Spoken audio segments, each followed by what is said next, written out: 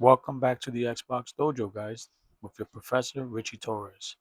In today's video, I want to talk about Sony. Sony and the death of physical games.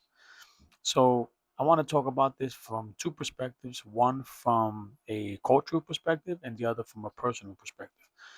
So, as far as the cultural perspective, right, we all remember, I don't know, how old people are who watch the video, but me as a older gamer, right, in my 40s, I remember going to a store and buying a physical game, waiting on a line, right, at midnight to pick up the latest whatever's coming out, right, maybe a deluxe edition with a soundtrack, a art book, etc., right, and those things are super super important, and especially from a human perspective, because they kind of bring back a ton of memories of friends, get-togethers, uh, bringing councils to do like LAN parties and stuff like that with physical games, and that stuff's really important in gaming, man. And I feel like if we lose physical games, we lose kind of a part of gaming culture.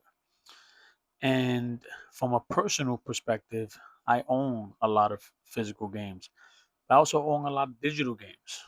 And I can see why a console maker like Sony wants to go all digital because it's more revenue, right? It makes more sense. We don't have to pay for plastic and disc and distribution and et cetera, et cetera. But at the same time, me and you as gamers, we don't own anything. We just have access to this stuff.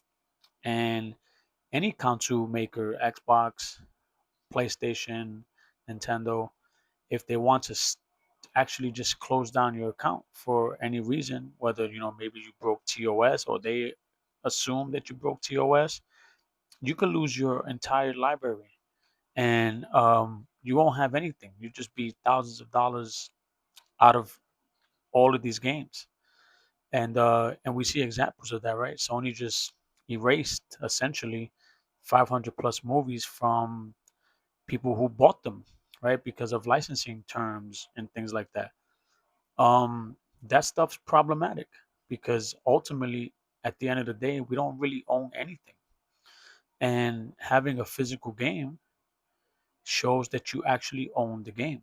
So they could shut down they could close down your account if they want, but you still have the physical game and you're still gonna have access to it forever. So yeah, in my opinion, it's problematic. Is it the end of the world?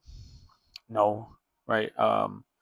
We're still probably gonna get a ton of games, right? Sony is not gonna renege on their plans, right? Because ultimately, at the end of the day, they're all about making money.